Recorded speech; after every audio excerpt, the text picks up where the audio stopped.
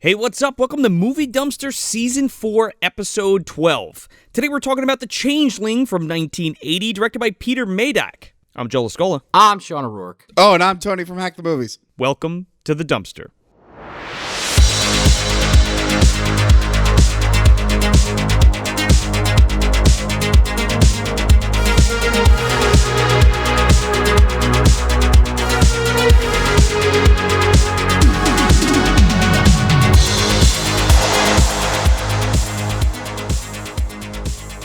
So yeah, what's up, Tony? Tony from Hack the Movies is back in the dumpster. I'm back, baby, and I'm here to talk about The Changeling. Oh, hell yeah. Oh, we're hacking the movie dumpster. We're closing out this month with a bang. Yeah, I love Angelina Jolie, and I think this is a great movie.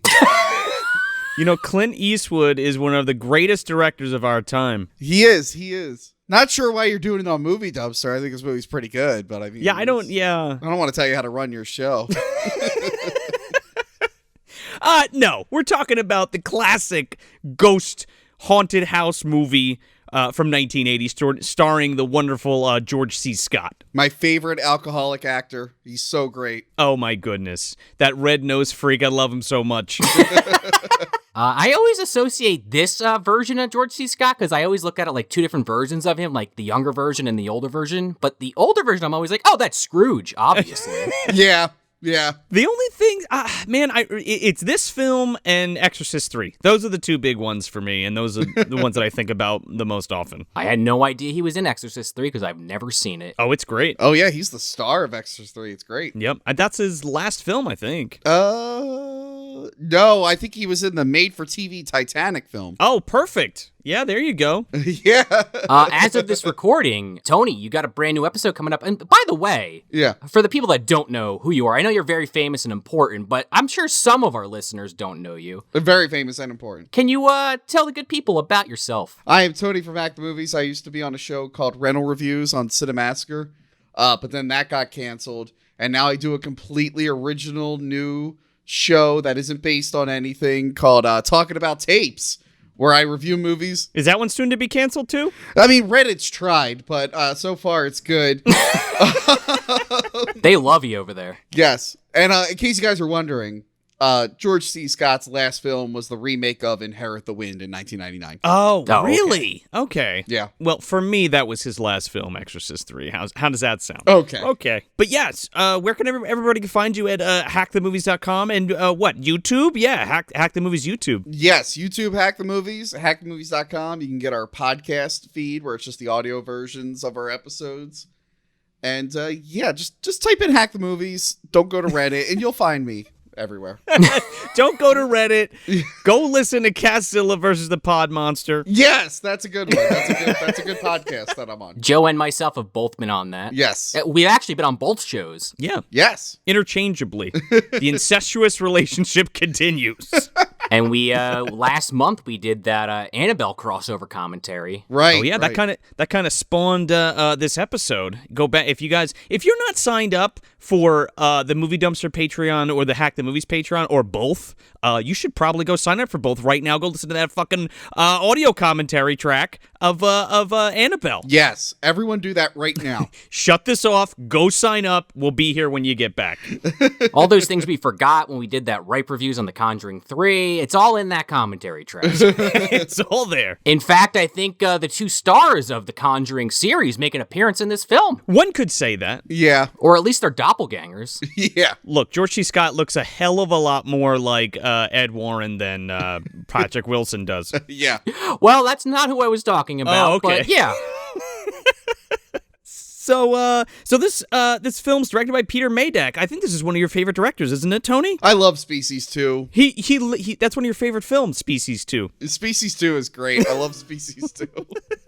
I have an action figure of the monster from Species 2, the movie Maniac. What was his name? Adam, I think, the big one. Oh, because Eve? Yeah, Adam and Eve, I guess. Yeah. What? That wasn't his name. Patrick was his name. Oh, Patrick. Yeah. That's right. I always think he's Adam. I'm sensing a little sarcasm between you two. I've never seen Species 2, so is this, No, I actually really like Species 2, but it is not a good movie by far. Okay. Oh, it's fun. Oh, it's fine. Yeah, no. But it's not as good as this film, that's for sure. Oh, no, this film's great. Oh, yeah. I saw this for the first time, like, last year. When I got Shudder and I was going through, like, the old Joe Bob things. I'm like, oh, Changeling. I've always heard of that. And then I finally watched it. Really? Yeah, this movie's, like, really, really, really good. And then I rewatched it this morning. And, yeah, I think it's just I really love George C. Scott. And I like classic old ghost stories and stuff.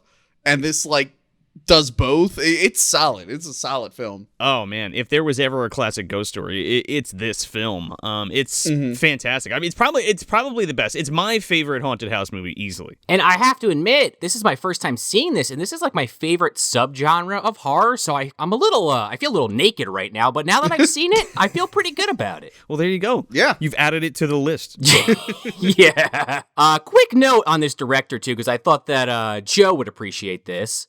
He also directed a episode of Tales from the Crypt called The New Arrival. I was just getting to that with David Warner and Zelda Rubinstein. Yes, from Poltergeist, another great ghost movie. I like David Warner. Oh, I love David Warner, dude. That episode is fantastic. Does it play a lot like this film? Yes, but there is a certain in the flesh monster in that film. It's also got the Shadow Master in there. Robert Patrick's in there. Oh. He's got to be in that for like a second because I don't remember him from that. He plays Lothar. Whoever the fuck that is in that. Oh, we all know Lothar. Yeah, of Classic course. Lothar. He was looking for Bimmy and Jimmy, let's be perfectly honest. Where's the medallion? Where's the other half of it? I know it's in this house somewhere. David Warner, help me out here. It's in a fucking well, apparently. Oh, it's yeah. Oh, dude, Double Dragon, the Changeling, semicolon, excuse me, colon the Double Dragon. Yeah, an old man and a ghost are gonna fuse. So before we get into the movie itself, I just want to preface it with the fact that this is based on a real-life quote-unquote ghost story. Just like all those real ghost stories and exorcisms that The Conjuring is based on. They're very real stories. Right. I call them lies, Yeah. but, you're the host. I'll follow your lead, but that's okay. They're not hoaxes. They're not embellishments. They're not made up at all. Oh, no. Absolutely not. No. Yeah, it was an original story by this guy, Russell Hunter, who was apparently a composer and a writer. And everything in the story, like in the film, is like almost like beat for beat for the story. You got the fucking hidden staircase that he finds, and the child's accoutrement, if you will, the fucking music box and a journal and shit. Right. Now the problem with the story is none of this shit can be proven because he couldn't. He never provided these pieces of evidence, right? Yeah. Well, he gave it to a senator, and then that was the end of that. Well, it turns out, like, in real life, it turns out there was, like, no records of him living at this fucking house. Oh, so he didn't even live there? No! Shocker. Or the family he purported to have lived there. None of it, like, it was completely fabricated. Excellent story, but 110% fabricated. So it's like Amityville Horror, basically. Yeah, straight up. Or it's like, oh, we're just liars.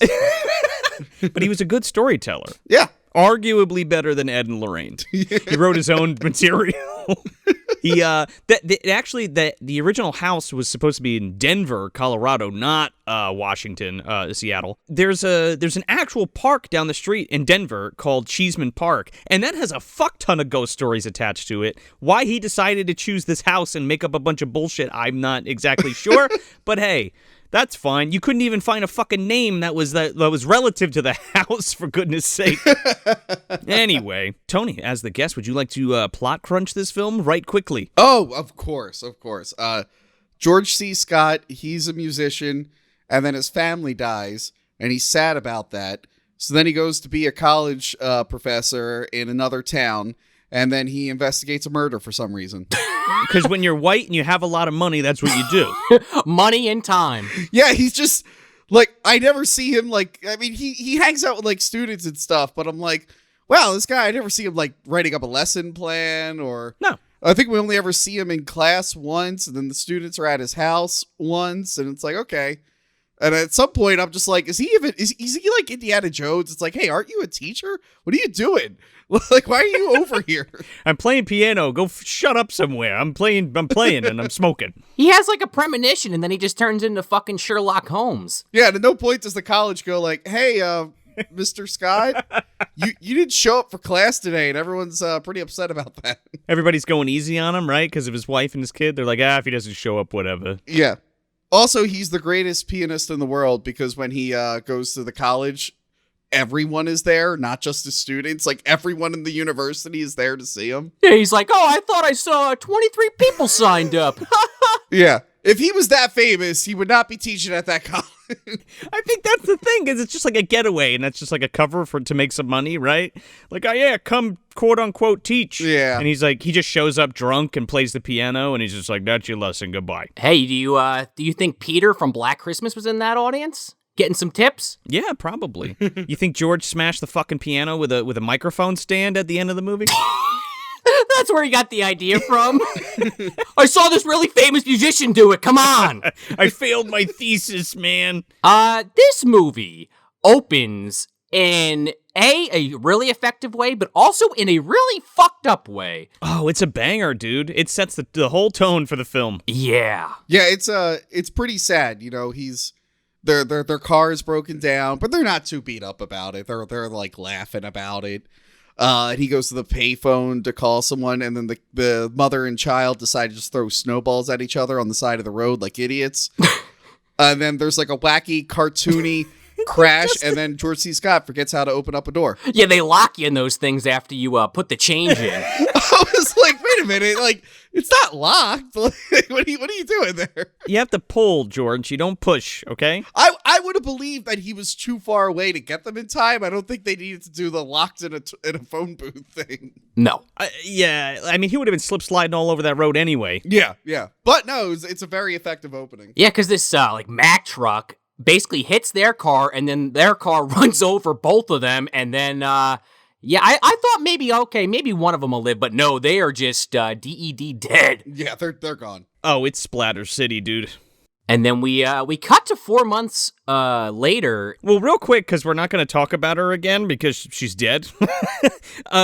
His wife in the beginning is played by Jean Marsh. That woman will come up again in Tales from the Dark Side in the episode Answer Me, which is a great fucking episode. I can't wait to get to that. I just wanted to make a side note, put a fucking pin in that. And since you did mention that his wife's not going to come up again, yeah, she doesn't at all. He's mourning his daughter, but he's never like, oh, my wife died. He's always like, my daughter died! Oh, yeah, he does seem to focus more on the daughter. I mean, I guess I kind of get it, but also I was like, you left your wife out to hang to dry. Yeah, it's like Batman and Batman Begins. He's constantly talking about his dad, just like he never mentions his mother at all. I don't think he mentions his mother until the third movie when he's talking about the pearls. No. That third movie that I'm in, by the way, I almost forgot to mention that. Oh, yeah. I think that's in your contract, right? You have to mention it. Yeah, by the way, if you guys want your Dark Knight Rises posters or paraphernalia signed, make sure you send it to Tony at Hack the Movies. He'll sign it for you. Sean will vouch for me. We get so many every week. I was expecting 3 tops. And we just get so many Dark Knight Rises DVDs to sign. I'm surprised Joe hasn't had you sign his, because I heard that's his favorite in the trilogy. Well, yeah, it's everyone's favorite. I love it so much, I don't even own it. How about that? Oh, come on. It's not that bad. It sucks balls. But anyway, besides the best Batman movie, let's get back to Changeling, which I almost called the channeling. The channeling. I'm channeling some bullshit through this. Yeah, I don't like the title of this movie. I know it's something, but I'm like, I don't know, Changeling? Well, when we get to it, I'm going to learn you what a changeling is and why. Okay, it should have been called, Look Out, Spooky Ghost Ball. The switching? The switching. There you go. Yeah, the switching. The pounding real late at night. Like, I would have seen that. Bathtub basketball. That's what it should have been called. So he moves to Seattle to kind of get away from things. Mm-hmm. And he's constantly like reminded of his daughter. He stays like at a friend's house. They're like, oh, how long are you going to stay in that hotel room? Just stay here. And he sees a little girl. He's like, I'm going to find a place. I love that because their kids come in and he actually sees his daughter as one of the kids. Yeah. Right. That's a great scene. Like just how he's like dealing with his loss and shit like that. Never sees his wife though, by the way. Yeah. He also sees his daughter with this like bouncy ball that comes up a ton in this movie, which like I said, I hadn't seen this till now, but when I was on talking about tapes a couple months back for The Conjuring, which is going to come up a lot in this episode. Yeah. Tony, you were telling me, oh yeah, this is from like the Changeling with the ball jumping out in the basement, and now I'm like, as this movie progressed, I was just counting on my hand the number of things that James Wan stole from this fucking movie and repurposed. I feel like a lot of people probably have stolen from this movie. Sure. Oh yeah, the guy who directed The Others, I think, that one with Nicole Kidman, I think he fucking cribbed a bunch of shit. I mean, it's touted as one of the best haunted house movies ever, because it is. You know what I mean? Yeah. And if it works, do it again. Rip it off, baby. Just like rental reviews. If it works, just... I don't know what you're talking about. It's very original. Very original show. Wait, what? Never heard of it. Don't know what you're talking about. Quite. So he ends up, again, white dude with too much money. It's just like, yeah, I'm just going to pick up and move to Seattle and rent a giant fucking mansion so I can play piano in it or something. And he does. I do kind of love this, the look of this mansion. It gets the feeling across very quickly that this place is a creepy fucking haunted house, and George C. Scott's like, looks pretty good, I'll take it. Oh, it's gorgeous, dude. Fun fact, that whole front of the mansion is a Victorian facade that they, put on the front of some other mansion because they couldn't find one that looked good enough, apparently. That's crazy. So they were just like, all right, fuck it, shoot it from the front and we'll just make it all fake. Ugh, how come ghosts are always... Why? What is it about mansions that always seem to house the spirits of the dead? Like, you never... There's a lot of places to hide in there, Tone, Yeah, but, you never hear of, just, a bar where someone choked on some food, the ghost haunting that. It's like, oh, that ghost is back at table 3. You figure, like heroin dens and, crack dens would have tons of ghosts. No, it's always just the mansions where the ghosts are hanging around. Well, it's some rich motherfucker doing bad shit. That's what it is.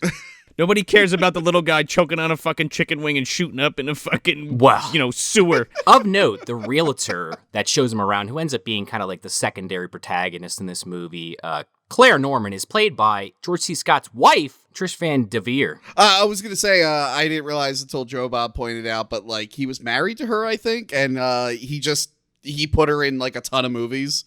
They were a package deal, apparently. Yeah, I was reading this was the 8th film in a row they had done together, and it was actually marketed with that as part of the campaign, it's their 8th movie together, come see it. Oh, sure. So, by the way, she was actually fine in this. It's not a case of, Yeah. The first Scream movie, remember when the two girls are in the bathroom making fun of Sydney or whatever? Right. And they're the worst actresses ever. It's because one of them was Skeet Ulrich's girlfriend. He made them put her in a movie. It's not like that. She actually does. She's also a good actress. Yeah, it's not like Sherry Moon Zombie, yeah. Oh, yeah. Sherry Moon could be good once in a while, but it's like, wow, Rob, you should have got, literally anyone else for this role. Somebody else. And then I think of Yoga Hosers, and I just fucking sigh. Oh, God, yeah. She was good. Johnny Depp's daughter was good in that Voyagers movie. Whatever. Yeah. It was fine. But Trish Van Devere is in The Hearse and Messenger of Death, too. Those are some fucking good flicks. Without George C. Scott is what I meant to say. Yeah. So then he takes the place because it has a piano in there, and I guess he just likes the look of it. So then we jump cut to, I suppose, the next day or several days later, and he's already practicing. The place is all cleaned up. Oh man, I love this long tracking shot. So Dig, the entirety of the mansion interiors were sets, right? So The Shining? Yeah, well, yeah. Was The Shining all set? Yeah, it was. Oh yeah, the interior and yeah. The exterior was also a set. I think so, yeah. Tony, weren't you the one that was telling me about that, mistake in The Shining with the hedge maze? Oh, yeah. If you look at all the aerial shots of the Overlook Hotel in The Shining, there's no hedge maze. It only exists on the soundstage. I don't know what you're talking about. Mick Garris, when he did his version, he was like, we're going to get this right this time, damn it. But these long tracking shots they can pull off in this fucking place are just really great. And there's, so it's always this huge hallway shot and coming around the corner and he's playing piano or he's on the fucking phone. Later there's one that's a big 360 pan around the room. It's really fucking cool. Yeah. solid cinematography. Oh, yeah. Oh, yeah, and the lighting is amazing. So this is the scene where you first kind of get an inkling that something's wrong. If you know, like, the outside of the house didn't already give you that feeling. Because he's like playing on the key, or he's playing on the piano, and one of the keys won't make any sound. He's playing on the key. He's playing on his synthesizer. He's really going nuts. He's playing a little dubstep. He's breaking out the synth wave. He's got his turntables in front of him. They hate this, and then he just plays the 2 high keys. Yeah. But the one key won't make any sound, and he's like kind of perplexed by that. But then he gets up to answer the door, and then the camera zooms in, and of course the key moves on its own. I get that the ghost pressed the key, but how did it just fix the piano and make the sound? Did it also fix? I think it was holding the cord, right? Like, that's the thing. I don't know. Sure. Why are ghosts assholes? Like, why? Like, it's just like, oh, I'm undead and I have unfinished business. I'm going to open up a door slightly. It's like, oh, okay. Well, that's cool, ghost. This ghost can clearly talk and communicate. Just fucking talk to George C. Scott. Why are you fucking with his piano?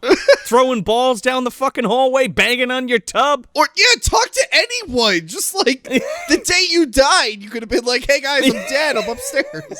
So this is when he goes to that lecture where he has all these students. Right. And he's like joking around with them. Yeah. It's like his first day of class, but everyone's so impressed that he's there that he even makes a joke. He's like, well, it's not raining and nor is there a fire, so I think some of you here aren't supposed to be here. And then, like, you see, like, they're standing in, like, the walkway and stuff because he's just so amazing. Here's a piano piece I did. Maybe you heard this one. And then it cuts to this fucking, like, a fully orchestrated ensemble of, like, his work and everybody schmoozing and drinking champagne and shit. And then we get introduced to, like, Claire's mother, which I thought that was going to go somewhere, and it never really does. Not whatsoever. The key takeaway for this scene is you're introduced to you find out later he's like an antagonist, but at first he's just some like sleazy politician. This guy Carmichael, the Senator Carmichael. Yeah, Melvin Douglas, by the way. He's in Ghost Story. You guys ever see that? I don't know. No, but I was reading about it, that it was his last movie, and Fred Astaire's in it, apparently. Oh, dude, excellent flick. We'll come back to it. Anyway. Does he tap dance with a fucking ghost? You know he doesn't. Oh. I have not seen Ghost Story. It's a great flick. So he fucking goes home and, like, throughout the rest of this movie, he's like hearing this fucking loud banging at like super early in the morning, and this fucking water dripping all over the place. Yeah, the sound design in this is fucking awesome. And it's like they do a really good job of making it spooky as hell. It's good, and it reminds me of The Haunting. Yeah, the first Haunting, based off the Haunting of Hill House book. Because that's a movie where it's implied that there might not even be ghosts. Same with the book. Yeah. But no, there's a section in that movie where there's just a lot of big banging constantly, and I think Changeling might have borrowed from that a little bit. I mean, at least that, like, it's a plot point, right? It's not just like, oh, I heard a banging. James 1, where's the 3 bangs? Right. That means there's a demon.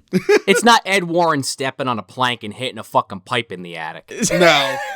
Oh, yeah, in The Conjuring, he's like, oh, let me look. Let me show you. Just step on this pipe, and then, like, Satan growls. Like, yeah, it's just pipes. Yeah, fuck it. You're fine. I do kind of love, though, how George C. Scott, like, he has somewhat of an open mind, but he's not immediately, like, buying it. He's like, something's weird, but I don't know. Like, ghosts, It's also the thing where, like, people who are in, like, a depression or are super sad or had some kind of, life-altering event happen to them are more susceptible to, like, paranormal, instances of paranormal activity, right? So, like, I thought that was kind of neat that it kind of picks him since he just, like, lost his daughter, more or less, or he's more receptive to it, rather, since he lost his daughter. That's also mean of the ghost. It's like, wow, that guy's going through a lot.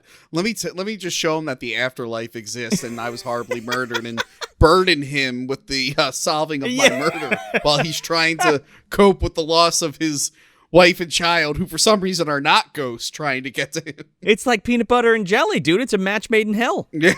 They might be on the side of the road there, just standing around wondering where Dad went. Oh, dude, waving, yeah. They're still throwing snowballs. Yeah.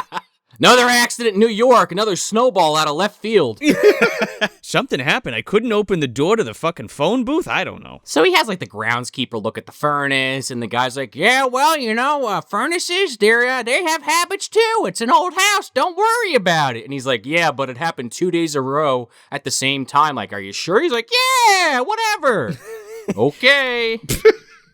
That's exactly what he says. He goes, yeah, whatever. And then he slaps George C. Scott and walks out.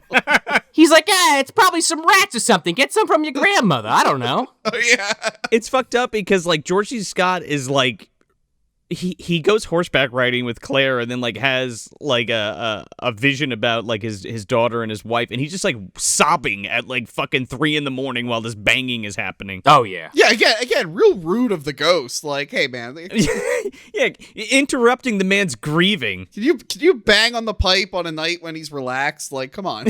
They also do this thing, too, like with the horseback riding, and Claire finds the ball of his daughter. It's like all these things that keep reminding him of his daughter. Yeah. The ghost uses it as leverage, man, against him. Oh, yeah. So then we cut to that night, and like Tony was saying a little earlier, his students are there practicing some music with him. So they go home, and he's getting ready to go to bed, and all of a sudden he's like hearing all these fucking faucets in his house running. Right. And he's just like, what the fuck? Why are there so many faucets running? What's going on here? Like, who's the asshole left the sink running? Oh, the caretaker's fucking washing his hands, leaves it on. Caretaker's going to take a bath and leaves it on the fucking 3rd floor. Yeah, he's like, oh, who was taking a bath on the 3rd floor? I don't understand. Never even been up there. Why didn't they drain the tub? Yeah, he goes up there, and I really love how this is shot, because this house, like, you gotta kind of see it, but it's this 3-story with these railings that kind of go up in a really thin, hallway almost, I'll say. It's creepy. Mm-hmm. And he goes up to this bathtub and he unplugs it, and then he sees this little boy's face in the water. Oh, yeah. Yeah, it's creepy. Oh, it's creepy as hell. And but then, like, his reaction to it is pretty funny because he just walks backwards out of the room and doesn't say anything. Into the camera. Like, it's a good cut.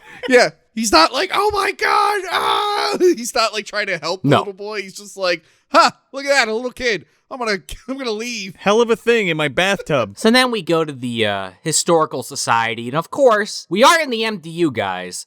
So naturally, the Babadook of the MDU, John Aston's there. Oh, yeah. Oh, no. And no, I'm just kidding. I wish he was fucking there. Instead, we have this creepy old woman. Oh, he's in the basement of the house, dude.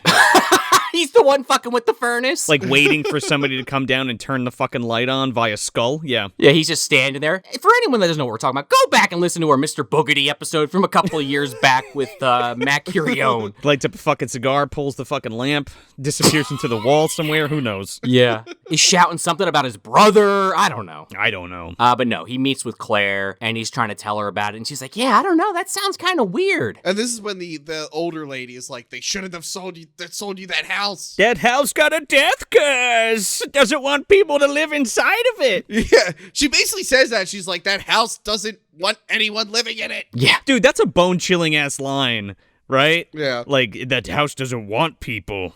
No one's been able to live in it. And then you find out that she's like, in bed with the senator, probably literally and figuratively.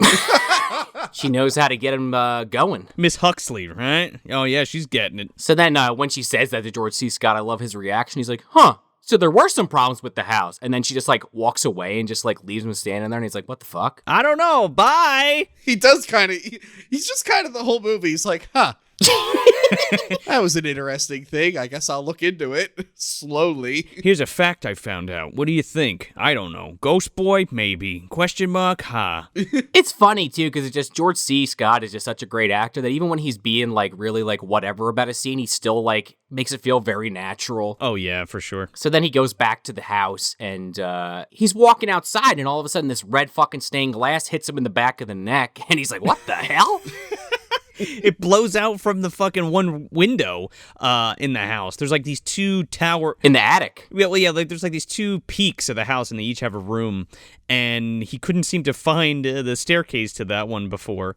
So now he's going through this fucking like broom closet, like, and he's like, there should be a door here, but there's not. Wait a second, I feel a draft. and proceeds to rip this whole fucking shelf down with all this fucking like china on it and shit, and finds this dusty old room. And this is our second thing that The Conjuring borrowed. Oh yeah, finding a missing thing, but like The Conjuring, it was a problem. They're like, yeah, I got to fix the water heater in the basement. It's like, but you didn't know you had a basement. How was your water being heated? Exactly. What's in the attic? He's like, oh, there's the Wi-Fi router. I'm wondering. I've been trying to reset my internet and I couldn't find the router. I'm just thinking about with The Conjuring, it's like if they never like went in that basement and it's like they keep getting like water bills in the mail or like furnace bill. Like, what the fuck? Why are we getting these bills? We don't have one. It's so cold in here. I don't, what? But the way they do it in this film is so much better than The fucking Conjuring, because there's actually shit up there that's like a big plot point, right? Oh, yeah. Like in The Conjuring, there's like 4 different fucking plot threads going of people who have like lived in the house that are still ghosts there and all that shit that are kind of, I don't know what, held captive by the witch in that. This is like, little boy died upstairs, and here's his little wheelchair, and here's his music box, and here's his journal where he wrote every day about how he was crippled and how his dad hated him. Oh, I don't know. That the initials on that were CBS, so I think CB Smith might have time traveled and left that there for George C. Scott. Oh, it's possible, man. I thought it said MZM, or was it WZW? Yeah, it's Alec Baldwin. Pluto Nash dropped it off for us. The wheelchair is like used for the poster of the movie. Yeah. Like that's the thing they thought was going to be like the most iconic. And I don't know. I like the wheelchair is memorable, but I feel like the ball is more memorable than the wheelchair. Yeah, I was going to say the same thing. Oh, absolutely. Also, this movie's got like a terrible tagline. Oh, Joseph, are you still here or whatever? How did you die, Joseph? Did you die in this house? Why do you remain? It's like, what? What the fuck? Who's Joseph? Joseph's the silhouette in the wheelchair. I think the imagery is really cool for the poster. The imagery's cool. The tagline's fucking stupid, but the imagery's cool. Well, that's like George C. Scott's quest, right? That's his question that he's got to answer on the fucking poster. Yeah, but you don't know like who George C. Scott is or why he's asking that question. It's just like, all right, there's a guy named Joseph and he died.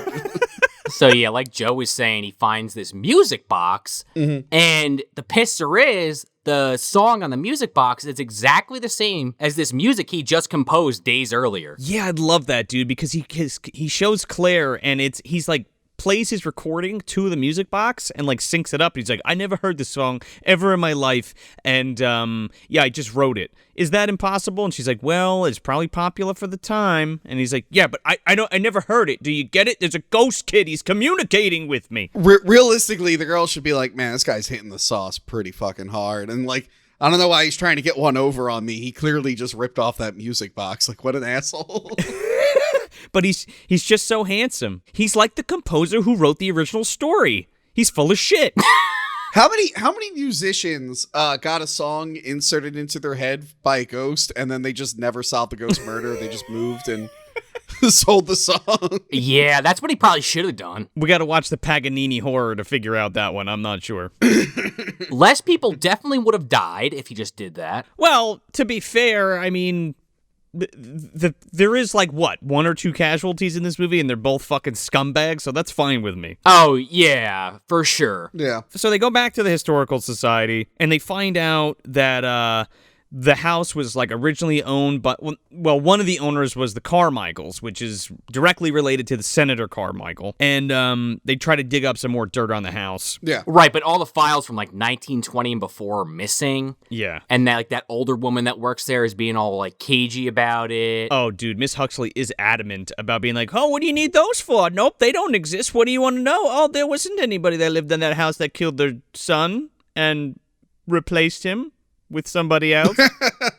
What? Yeah, she's like doing a bad job of like trying to keep things under wraps. Like she's so freaking obvious. For somebody who's quote unquote protecting this house, the caretaker of this house so nobody fucking moves in, she's doing a really bad job of it. Because Claire just like pushes the paperwork through and she's like, here you go, George C. Scott, have this fucking mansion that I'm not supposed to sell you. She was like off that week. She's like, oh, I'm going to go on vacation. I hope no one sells the ghost house. They probably won't. And then she gets back. She's like, God damn it. the one house they had to sell. In her 40 years of caretaking for that, that she takes one day off and gets fucked. Yeah. But then she also, like, gives them enough information to go on a lead. Like, she could have just totally made something up. They would have never found any information. But she's like, oh, yeah, this guy Bernard used to live there, I guess. Yeah, trying to throw him off the track. So then they go and look at, like, the old newspapers, like, on the reel, and they kind of track it down to a gravesite. Oh, the microfilm. I love that shit. Yeah, you don't see that in, like, modern horror movies anymore, nor should you. But it's just like, because now it's just like, I'll do, what did Jamie Lee Curtis, or Jennifer Love Hewitt do it, and I know he did last summer, a net search. I'll just do a net search of the killer. She's got her Netscape browser up. Or whatever the one in Wishmaster 2 was called. That search engine had a dumb name also. Ask Johnson or whatever the fuck. Who knows? So then that night, John, he's like looking through some photo albums of his wife and his daughter. Oh, we do see his wife again. That's right, in a photo. He never speaks her name, but he looks at some pictures. He's like, oh, my poor daughter and that other one. The one I procreated with. Yeah. What was her name again? Wife. So then as he's looking through these photos, then his daughter's ball bounces down the stairs. Oh, it's great, dude. It's fucking creepy, man. It is good. Like, you don't think it would be that scary, but it works. Oh, yeah. I like real subtle stuff like that, even though I was making fun of it earlier, but that's just me being an asshole. Because, like, I always talk about, like, I like the Paranormal Activity movies, just like the subtle, like, you just hear something whisper in the other room or a light turns on. I don't know why, but shit like that really creeps me out, especially when I know, like when I'm alone in a house and something like falls or something. I'm like, all right, I know I'm alone and that should not have happened. Oh, yeah, man. Oh, my God. You know what that made me randomly think of? Years ago, like I'm talking like 10 or 12 years ago, I was home alone watching my parents' house. I got a random phone call on the answering machine, and it was some guy like, oh, you're not going to pick up? I see you in there. And I was like freaked out for like the next week. Oh, Jesus Christ. Dude, you have never told me that story. Well, I just remembered it. Well, you also didn't tell me that you flipped your fucking car and crawled out the back of the fucking window, your back window, so. Oh, yeah, that's a story for another time. Yeah. I remember I found out and I called you and you're like, yeah, yep. And I'm like, okay, are you all right? Anyway. Yeah. So this ball falls down the stairs and he's like all freaked out. He like looks in the desk and it's not it's the same ball from the desk. So he goes on and throws it in a fucking river. And as soon as he walks back through the door of the house, the ball falls down the stairs again and it's soaking wet. Okay, so what's the range on the ghost? Can the ghost just leave? Well, we find out that motherfucker has had some kind of expressway. Well, haven't you ever seen Casper? They travel through the phone lines, Tony. Jesus. I guess, but like if that's the case, I'm like, wow, he could have solved his murder like a long time ago. Just just leave the house and be like, I'm a ghost. My killer's here. Go get him. You know what I think it is? I think they can't explain, like the ghost can't explain what happened, and just tormenting that guy probably wouldn't do the trick because it needs to be exposed for what it is. Yeah. Who knows? Again, the ghost can talk. I don't know. Write a fucking letter from beyond the grave. To be fair, it can only talk if it's being recorded. Oh, that's true. Yeah. Well, you need the Spirit Trumpet. We'll get to it. We're almost there. Almost. So then he goes to like, I don't know, like an insane asylum or something, and he's talking to some doctor. Oh, yeah. And the guy's like, well, 99% of them are fucking nuts, but that 1%, they're mediums. They're real. He walks past Brad Dourif's fucking room, and he's like, I'll see you later. I'll be back. That was an Exorcist 3 joke. Yes. Oh, okay. Exorcist. So then he has this old couple come to the house at night, as I'm going to lovingly refer to as Ned and Elaine Warren. Ned.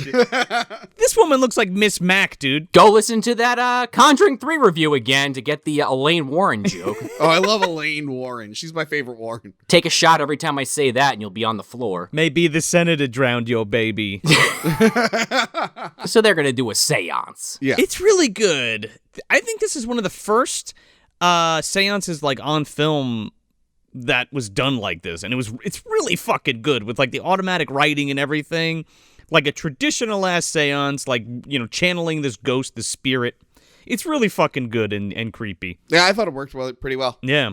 They have this that big metal thing in the middle, in case you guys were wondering what that was. That's called a Spirit Trumpet, and what it does is it basically like amplifies any ghost whispers or sounds. Like, I guess the ghost is supposed to pick it up and be like, use it as a megaphone and be like, "Hey, I'm here. Hey, I need help." Wait, so the ghosts need a megaphone? What the fuck? Ghosts are so confusing, and that's why they're not real. Because it's just too many steps, dude. It's too much. There's too much left on the table there. Too many caveats. I'm poking fun at The Conjuring and James Wan a little bit, but like you said earlier, I kind of get it. But speaking of James Wan, he also kind of lifted this other idea with the scribbling on the paper for Insidious, because absolutely. In the first Insidious, that Elise, Lin Shaye, she does that. I think that's why she has that gas mask on, and Leigh Whannell's got like the headphones on so he can hear her whispering. It's kind of the same thing. I really like the twist on that for Insidious, actually. Yeah, same. But yeah, so they have this whole thing, and they're recording all of this, and the medium's like asking all these questions, like, "Who are you? Why are you here? What are you doing? Who killed you? Did you die in this house? Yada yada yada." The producer hands her the poster from off screen, like, "Just read this." Yeah, it's the poster. This is the tagline. This is the moment where people go, "Oh, that's the question." So Joseph gets pissed off, I guess, and throws a fucking a glass cake platter against the wall, and it shatters because she's just not listening, I guess. I guess not, and that's what ghosts do. They throw things occasionally. So George C. Scott is listening back to these fucking tapes, and he hears the voice of the ghost. This is a really creepy fucking scene too, man. Yeah. Because he keeps rewinding it and playing it back and rewinding it and playing it back, and you hear the kid whispering his name and like, "Help me, John," and all that kind of stuff. It's got to be the most realistic representation of something like that, because like most movies, it's just like they hear it once, they're like, "Oh, okay, yeah, it's a ghost," but it's like, no, you would be re-listening to that over and over again, making sure you're not going insane. Oh yeah, man. But then he has a vision during this. Yeah. Of this little boy, the ghost, being murdered in a bathtub. Yeah, daddy fucking Now this kid is supposed to be crippled. I think he has some kind of degenerative arthritis in his legs or something like that. Okay, is that what it was? I forgot what the illness was. Yeah, and like, especially for the time period, like the death rate was high for stuff like that, especially like at that young. Because it's like 1909 or some shit, right? Well, 1909, the death rate was high just for anyone. Well, yeah, no, for sure. I always joke, if you go to the cemetery from Night of the Living Dead, when I went there, like most of the tombstones are for like babies and children, and they're all from like the same like 2 decades. So holy shit, man. So if a zombie outbreak did happen there, it wouldn't be that big of a deal, is all I'm saying. They were all murdered by their rich dads. Exactly. In a bathtub. Because we see this shit, dude. He pulls this kid's legs up, his legs that don't work, and just drowns this kid.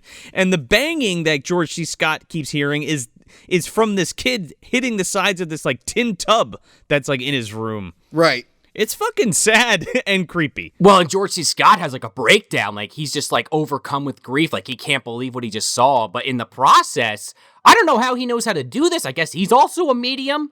He fucking draws like a bunch of shit on a paper, and he's got like a name and a fucking date and everything. Yeah, well, again, I think the ghost wants him to hear him, and he's receptive to that. Like I was saying earlier in the episode, like, because of his grief, he's grief-stricken, and because it's adjacent, like child death. I don't know, maybe. Yeah, it reminds me of like Evil Dead. When the Deadites are messing with Cheryl, and she's like writing on the papers and stuff. Ace of spades, jack of clubs. Yeah. Well, remember, she like draws the book before that. Yeah, like it gets into her hand. And made it bad. So then he calls Claire, and then he like fucking passes out. I thought he had a heart attack. He probably did. Yeah. And they were like, just keep rolling. Just keep rolling. This happens a lot. Like, actually, George, he did have a lot of heart attacks. That's part of the reason why he died. He had one too many, dude, yeah. Well, he had, like, water on the brain at some point just because he just wouldn't stop drinking. Ugh. I don't know if that's an outdated term, but that's what they called it. Yeah, wet brain, yeah. Yeah, just like, what's his face? The guy from the Runestone. Sigvaltson. Oh, Sigvaltson. Yeah, I forget that guy's name. The guy from Die Hard. Yeah, that poor guy drank himself to death. Right. An MDU icon. He is. The keeper of time. Yeah. But then Claire comes over and she hears the tape and she's crying too. And they're basically talking about, what the hell are we going to do about this? And then Claire's like awestruck. Yeah, and it just drives him to dig deeper, right? Well, no, she sees the wheelchair at the top of the stairs. Oh, yeah, it comes down, yeah. And it like horrifies her. And it drives them to dig deeper into the house, like what the fuck's going on, because they want to solve this mystery. She's got wheelchair PTSD by the end of this movie. Granny's fucking laughing somewhere. She's like, yeah, I got you with my wheelchair and my little kid story. Dude, she just wants to seduce George C. Scott. That's what it is. Can't say I blame her. She's fucking with him? Yeah, maybe. So then we see Carmichael. He gets this call from that woman at the Historical Society, and she's like... Yeah, the old lady Huxley, yeah. She's like, yeah, just be aware, George C. Scott, he's looking into your history of the house. he keeps asking about it. I threw him off the scent, but they're probably going to figure it out. How much is she getting paid to go along with this whole thing? Who knows? Probably a lot, I would assume. I thought it was hilarious, just the timing on this, but this guy in his office, he has a fucking Titanic, like a model Titanic in a glass case, and I was like, son of a bitch! Tony, just put that fucking episode out. I know. He's the harbinger of doom, dude. Was he on the Titanic? Was he old enough to be on the Titanic? He might have been. He might have been, right? He escaped on a fucking door or something.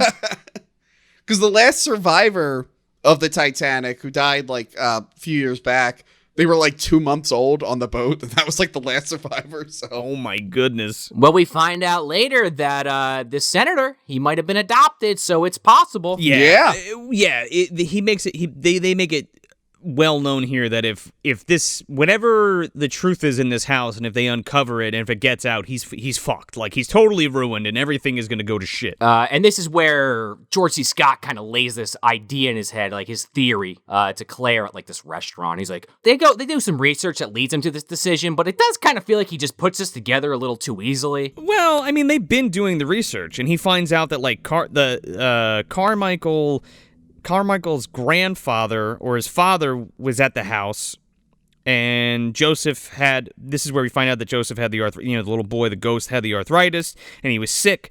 So what they did was they told everybody he was going away to Switzerland for something, to study or abroad or some shit, but they drown this kid in the tub, and then they adopt another kid and bring him back from Switzerland, like, I don't know, 15 years later. Nobody's going to know the difference because now he's grown into an adult, right? And he can walk now. He's been cured. Yeah, George C. Scott keeps saying that, like, yeah, people just thought, oh, it's a miracle, whatever. Yeah, they got great doctors in Switzerland. They got those army knives. I mean, who knows what kind of medicine they got. Great bobsledders, too. I don't know how this comes about, but he has a vision, I think, of that well, and he finds the location of this well that's in the will to their property where they fucking threw Joseph's body, and now a house is built over it, and they own the ranch or some shit, and it's like Carmichael's brother-in-law or something. Right, and this whole time I'm just thinking, like, so is he still teaching the class? Like, this is like... At no point is he like, all right, we'll check out this well, but I got to be home early. I got an important lecture tomorrow. I got to practice. All the students are just sitting in the class, and like somebody comes in and like hits a tape recorder, and it just plays like his piano concerto. All right, class dismissed. Like, is he on a deadline with this thing he's composing, or is he just like, he could do it whenever because he's so famous? He can do it whenever because he's just a rich composer. So everybody's just, he's just like, oh yeah, he's like a modern day fucking Shelley or something, Okay. Getting fucked up in his mansion, getting drunk in his mansion. Yeah. Playing piano. Fucking Mary Shelley, fucking John Hurt. Yeah. Diddling a ghost. An old lady in a wheelchair, if you will. Yeah. So then he basically schmoozes his way in. At first the woman won't let him like come in. And then she will, because she's like, well, you said this thing on the phone that caught my attention. My daughter, 3 days ago, the same day you said you had this seance, she saw a little boy crawling out of the floor, and it was the most terrifying thing I ever heard her say. Man, she says, I saw a little boy. She says, my daughter told me that she saw a little boy in the middle of her room, and he was super skinny and almost gnome-like, staring at her through the floor. That image in my mind is fucking terrifying, and the fact that she describes him as gnome-like, that's even creepier. Yeah, but also I'm confused. So like the ghost hangs out where it died, but then it also hangs out near its dead body. And also it could go to the river for a swim. Like, again, the range on this ghost is ridiculous. It's got some serious teleportation powers. Yeah. According to The Conjuring 2, ghosts and demons can travel through necklaces. So that necklace is at the well. Well, that's even in the first one. Oh, that's what it was. Yeah, the first movie, excuse me. No, the second one is like, hey, nursery rhyme characters exist. Anyway. Yeah. You mentioned the locket. That was going to be one of my other things The Conjuring lifted from this movie. Right. We're about to get there. Yeah. So she the little girl has wakes up. She's sleeping with her mom. She wakes up and she goes back into a room because I guess she hears the kid calling her. She walks in and the whole floor has been like broken out and there's just water in this well filled up, and this kid is like looking up at her like, help me, blah, blah, blah, blah, blah, blah. And she freaks the fuck out. Yeah, he was giving Oliver Hardy a run for his money. Smash cut to them like ripping out the floor of the room and like looking for the well and shit, and they find it. So wait, what year did the little boy get murdered? What year was that again? 1909? Something like that. Okay, guys. You could have gotten rid of a dead body real easy in 1909. Yeah. Oh, yeah. You don't need a well. No one's going to their house. He could have built a nice big bonfire in his backyard. They could have chopped it up and gave it to just threw it in the well. Like, you didn't need this whole well thing. If anything, it's just going to preserve the body to be found later. Yeah. Like, what the fuck? Wasn't like burying bodies in your basement a big thing? Why wasn't it down there? Yeah. Also, there was a river. Just, put a cement brick on him and throw him over the bridge like the mob does. Joseph sleeps with the fishes. Yeah. Plant a tree over him. Build a fucking gazebo over him. Something. Oh, there you go. Yeah, maybe. Well, they built a house over him, really, when you think about it. I guess. Yeah, but they didn't fill in the fucking well. Fill in the well at least. That's strange why they didn't do that, because he's got a shallow-ass grave. Because George C. Scott opens up the floor and climbs down 10 feet into this well that's full of dirt and just digs up this body, and it's just there. Yeah. A bunch of people are upstairs, like Claire, the owner, and the owner's son.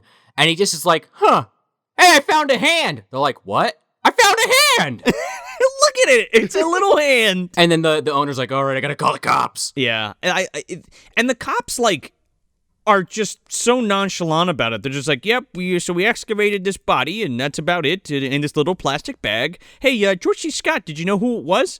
And he's like, no, not really. And he's like, what do you mean not really? He's like, no, I have no idea what you're talking about.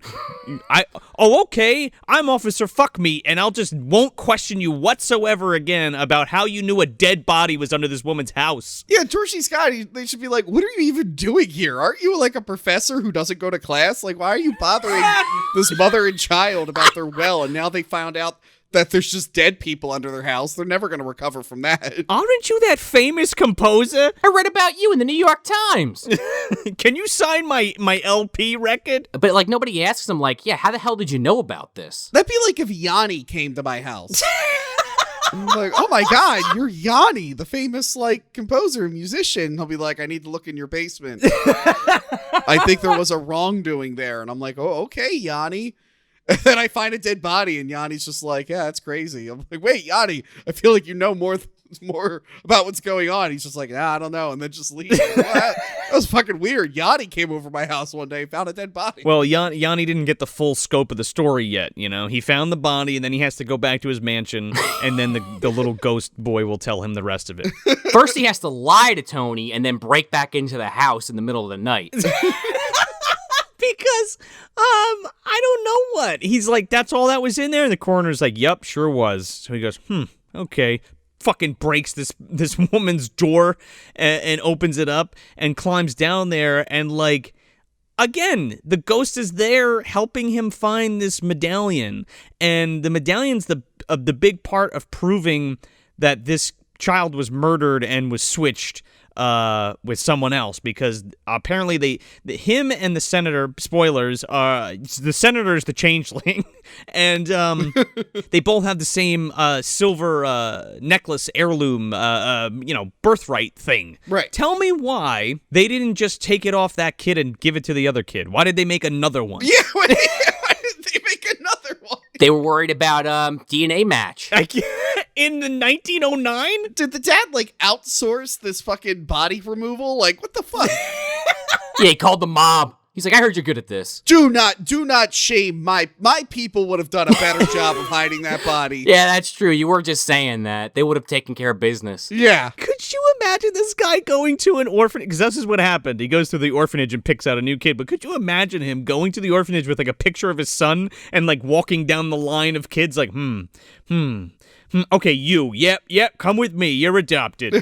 You're the heir to my money. Also, your name is this now. Yeah. I don't like that name, Dad. Pretend that your knee hurts once in a while. There you go. Your knee hurts, you're this old, and this is your name. You're welcome. I also love how he finds the locket because it is that thing where like he's down there and he can't find anything, and then like a stop motion effect of it coming out of the ground. Oh, it's great. And he's like, huh, okay. Thanks, Ghost. Appreciate it. I would have been here all fucking night if you didn't pull that out for me. And then the next morning, he's fucking drives to, like, the airport, and before that, Claire's like, oh, he's never gonna see you, the senator, and he's like, oh, he'll see me, all right, and he fucking, like, plows through, like, a gate, and he's, like, at the airport. He's like, oh, Senator, I gotta talk to you about this necklace. Yeah, and then the senator's just like, fuck you, right? Hey, the senator looks so confused. He's like, what the fuck why does that drunk professor, the musician, what the hell does he want with me? Yeah, get that fucking, that wino out of here. Again, Joe, you're like getting on a plane and Yanni is just screaming at you.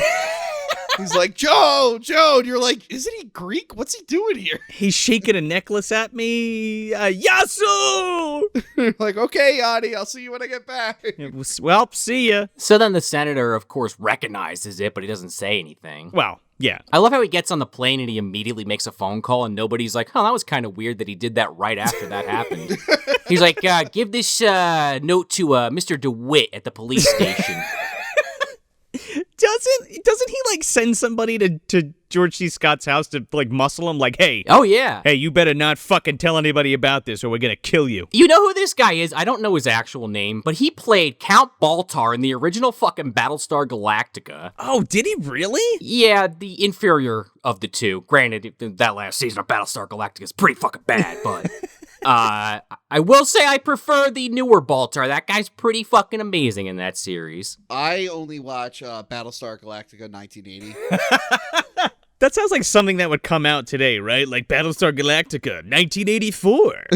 Look at it. It has a cool 80s aesthetic, but not really good. So this cop, he's like shaking down George C. Scott. He's like, hey, if you don't drop this case, there might be an accident. You might end up in that insane asylum that you went to earlier. I don't know. You might end up in that fucking cobweb-ridden wheelchair. You know what I'm saying? Yeah.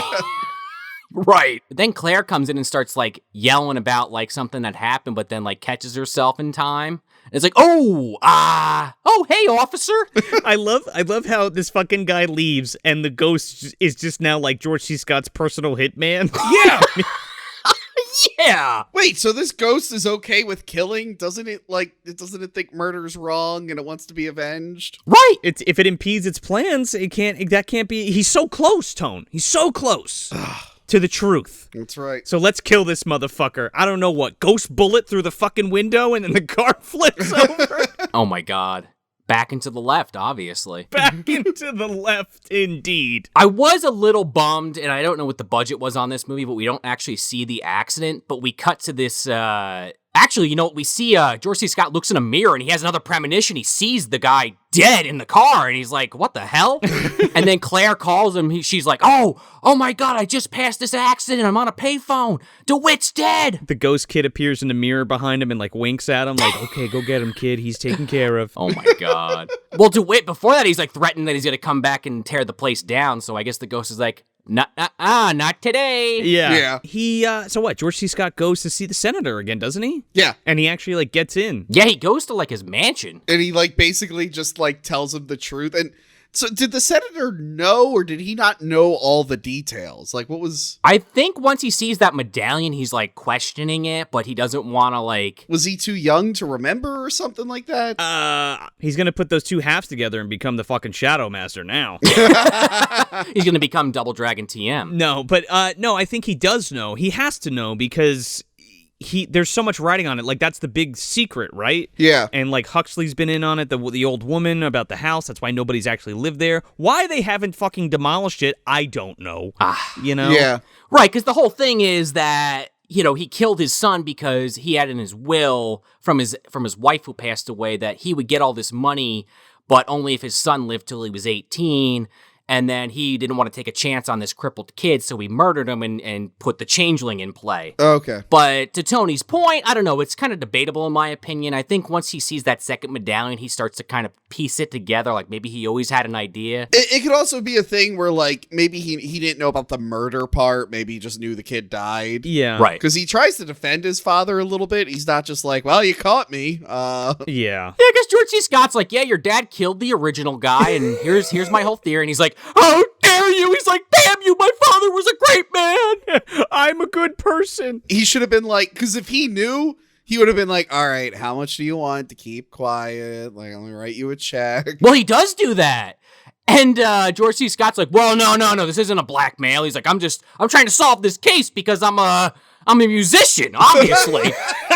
I'm a famous composer, goddammit. Me and Yanni go on tour together all the time. Yanni's on another case. Yanni was the only musician I could pull off the top of my head. Like, next it was Yo-Yo Ma, but I went with Yanni. Yo-Yo Ma. Oh my god, dude. Yo-Yo Ma shows up. Joe, there's a ghost in your basement. he shows up. He's like, there's bones buried in your fireplace of some kid that was murdered and bricked up. You're like, okay, Yo-Yo Ma, I'll look into it. Goodbye. Oh man, Kevin Bacon's somewhere, right? Isn't he a musician in Stir of Echoes? That poor girl. The sad thing is, if a musician came to my fucking house to tell me about a ghost, it'd probably be Uncle Cracker. I'll say, you know what? I'll just deal with the ghost. Thank you very much. Oh my goodness. You're like, oh man, I don't really believe you. And he's like, follow me. It'll be all right. Oh god.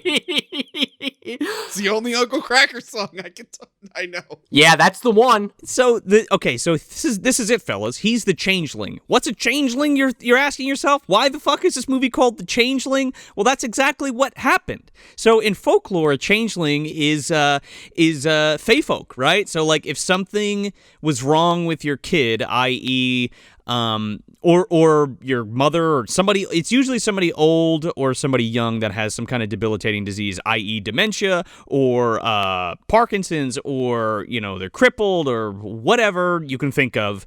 They thought it was like magic. And what a changeling was the fairy folk had come and taken a regular human baby and replaced it with one of their sick fairy babies. And that's what a changeling is. And horrible acts have been committed where people like claimed their children or elders were changelings and then like burned them at the stake. Like there was all these crazy fucking look it up. That's a whole nother episode, but very interesting. Well, like I said, it should have just been called Look Out Ghost Ball.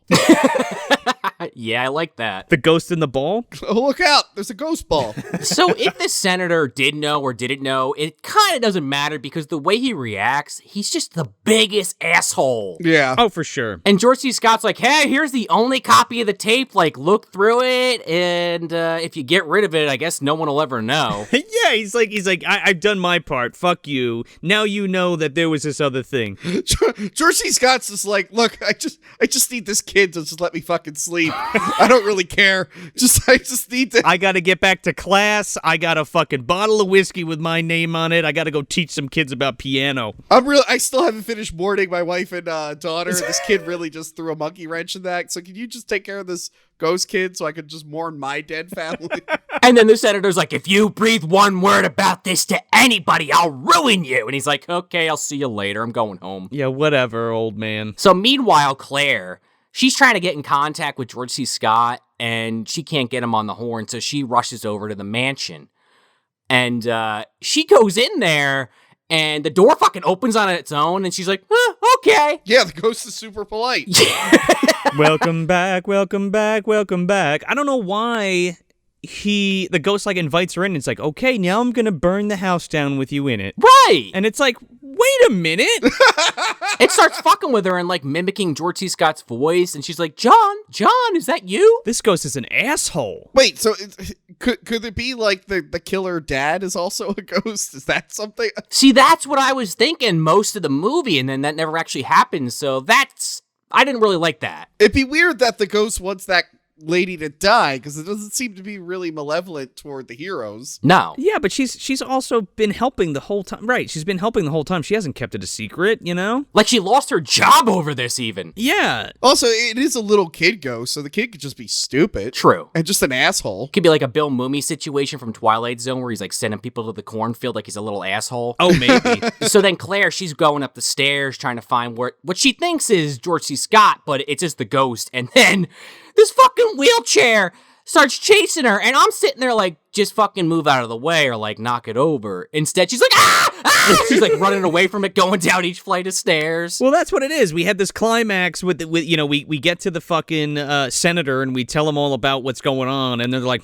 that's not that. I mean, that's pretty impactful, but okay, now we're gonna have a full-on haunting where the wheelchair chases people, it fucks up George C. Scott, throws him off a balcony and shit. Oh God, right? Because he gets to the house. It'll be great action set piece. You're right. They forgot to like make their climax actiony, so then they did the climax and they're like, oh fuck, ghost stuff happens, even though by the logic of the movie the ghost wouldn't be really trying to kill these people, but whatever, ghost stuff. Yeah, like lights the fucking railing on fire and everything. Yeah, it's good. There's some good effects in this part too. Oh, it's great. I mean, all this haunted stuff is cool. It's just unwarranted because all of these people have been doing is trying to help this fucking ghost kid. The way I looked at it, maybe it was like, even though he did everything in his power to try to get this unsolved murder solved, it was like because the senator's just like gonna sweep it under the rug, the ghost is like, well, now I'm pissed.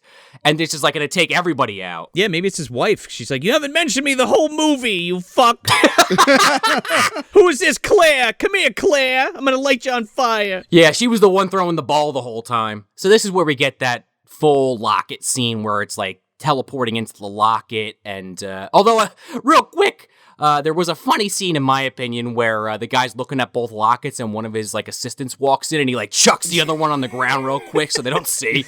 Like anybody would know. He's like, leave me alone! And the guy's like, okay. But yeah, so then while the house is burning, the senator starts getting like a premonition through the locket, and then he's like in the house. Yeah. I guess like astrally projecting or something. I don't know. Actually, that makes sense. Now it all makes sense. It's like Amityville 3. Yeah. When Lori Loughlin is like projecting herself and I don't know, committing fraud to get her kid into college or whatever she did. Oh wait, that was real life. My bad. Oh. So I kind of love the visual of this though, because it's the house is burning, George C. Scott and the realtor, they run out, but the old man, the senator, he's like walking up the staircase into the attic that's like on fire around him. Yeah. He finds like the wheelchair in the room and everything, and in the process, I guess he can't take it, or the ghost finally gets him and he dies. Yeah. Well, that's the thing. Like, I just put that together. Like, the house sets on fire because I guess the whole plan was to get that locket to the senator so that he opens it and gets transported to the house so the ghost can burn it down and kill him with him inside? Question mark? I don't know. It's a very calculating ghost. So then George C. Scott and Claire, they rush back to the senators, and they're coming out with the fucking gurney and the body bag already. It's like, ooh, whoops, a little too late. Sorry. Hey, he was an asshole anyway. Yeah. And then it just kind of ends. I love the last shot of this because the whole fucking mansion goes down and it's like morning time, but the music box is still intact and it's like playing over the credits. I really like it. I do love this scene too, because then Claire, she turns to George C. Scott and she said, well, what are you gonna do? And he says, I'm gonna rebuild it brick by brick. Wait, why? He doesn't really own it. Wasn't he just renting? I was trying to make a Batman Begins joke. I don't know. Oh, okay. I figured you would be the expert on that series, but Tuned in. I totally forgot. Holy shit. Well, Joe, did you know there was there's an alternate ending to this film? I was reading. Oh, there is. I did not know that. This takes place in 1980. So there was this whole subplot where George C. Scott was supposed to record this album. But since he was dealing with all this stuff, Atlantic Records, who was recording the album, they were like, well, that guy's investigating ghosts. We have the studio open. So then Yanni went in and recorded his hit album, Optimystique, in 1980, which is his first album. And it launched his career. It all makes sense, dude. He had a locket of his own, didn't he? You think Yanni's a fucking changeling? Probably. They were like, they were like, hey, That alcoholic professor isn't coming in. A Greek guy. The studio's open if you want to come in and record. Yes, I'm here. Let's do it. And then the movie freeze frames and it's Yanni. It's like, hey, I'm Yanni. You're probably wondering how I got here. And then it cuts, fucking the Changeling 2, Yanni returns. Yeah. I really want to remake this movie with Yanni. I would love that. So where are we putting this, fellas? Oh, on the shelf, for sure. I mean, it's a classic horror film. It's a classic ghost story. It hits all the beats. The ending is a little confusing because it's like, why is the ghost suddenly trying to kill everyone? That's a little weird. Yeah. But yeah, no, I like I said, I watched this movie last year and I really fell in love with it. I like kind of missed just old, simple, slow-moving horror stuff. Maybe it's because I'm turning into an old man. I don't know. On the shelf for sure. I plan to watch it many more times. Oh yeah, man, and it's definitely on the shelf for me too. It has been.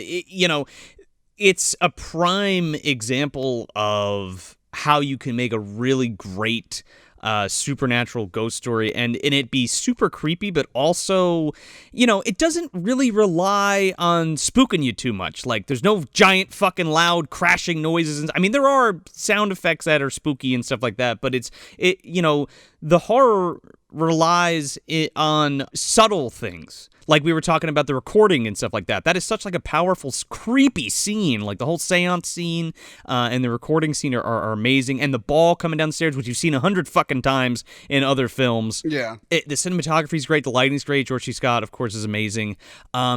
It's my favorite haunted house movie. It's so fucking solid. And I love it. On the shelf indefinitely, for sure. And you know what? It's more of just like a really good mystery than it is a horror film. Yeah. And now that I say it, I'm realizing like the only thing that's weird is that it's just some fucking musician doing this. And then I realized the plot of Deep Red is also about a pianist. Oh, yeah. I was gonna say that. Who's like, oh, I happen to be walking by a window where someone got murdered. Now I guess I'm investigating it. And that came out 5 years before The Changeling. It's very similar in that respect. Obviously, the rest of the movies are very different, but yeah, that element for sure. But pulled in from that angle, yeah, for sure. Yeah, it definitely plays like it's like a murder mystery at the forefront with the ghost stuff peppered in, and it meshes extremely well together for sure. It's definitely on the shelf for me too, and like I said once or twice on this episode already, it was the first time I saw it, and I'm kind of shocked I hadn't seen this earlier. What a treat, man! Yeah, I mean, my favorite ghost movie is probably still Poltergeist, but this is definitely very easily slotted into probably the top 5 without seeing anything else. Different kind of movie, but yeah, I get what you're saying. Yeah, for sure. Yeah. Two different ends of the spectrum for sure, as far as the supernatural horror subgenre goes. Right. My favorite one is Ghost Dad with Bill Cosby, but opinions vary, I guess. Do you believe in our Lord Satan? Yes, I do. I'm gonna make some. Okay, yeah. Don't kill me, Satan, man.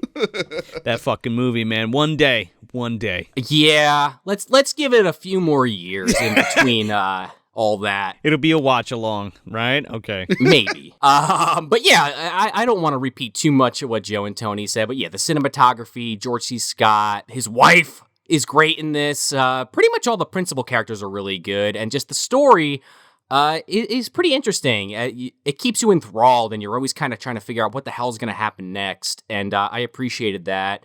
And yeah, the ending's a little sloppy. It's a little all over the place, but I do like that final scene with the senator going up the stairs. I really like that. It's very striking. Yeah. I'm definitely going to have to show this to my girlfriend. I feel like she would love that, or love this movie too. It's right up her alley. Because we're both big Conjuring fans. As I mentioned, again, go back and watch that episode over on Tony's channel. Oh, yeah. You can also listen to it, too. It's got a podcast feed. That's right. Oh, yeah. Wherever you get your podcast. hackthemovies.com. Yes. Again, I'm going to mention this for anybody that missed that Conjuring 3 review. Again, go check that out. Wink, wink. Oh, the Ripe Reviews? That Conjuring episode, Justin Silverman, if you're listening, is still is still topping that Pokemon episode, and I'm going to just wear that. I'm going to keep bringing that up as often as possible. It's nothing personal against Justin, but, you know, it's a little feather in my cap. We should all strive to outdo Justin.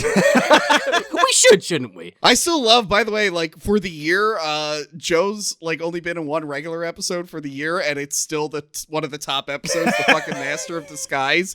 Why did so many people care about that movie? I do not know. It's still kind of bewildering to me. They saw Joe's handsome mug, they saw That's what it was. Pistachio's handsome mug, and they saw Tony's handsome mug, and that was that, I think. There you go. It's again, you know, why do you like Reese's Pieces and Reese's peanut butter cups? Because they're fucking delicious. That's why. Yeah. So yeah, it's on the shelf. But yeah, spectacular symphony of spookiness. Excellent flick. I'm sure you guys know where to find Tony, but Tony, where can everybody find you? You can find me again, hackthemovies.com or hackthemovies on YouTube. I want to give a shout out to Yanni.com. You can check out his newest album, Yanni in his purest form.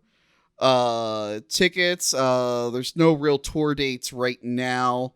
But there is a mailing list you could sign up for.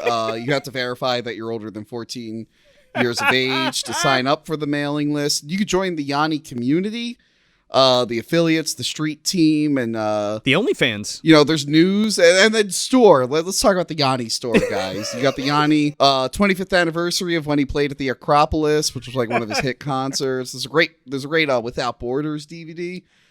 Just a stellar website, Yanni.com. And also check out Hack the Movies and Talking About Tapes and Castle vs. the Pod Monster. Send any Yanni albums that you want to get autographed to Tony at Hack the Movies. No, don't do that. I'm going to get like 10,000 Yanni albums.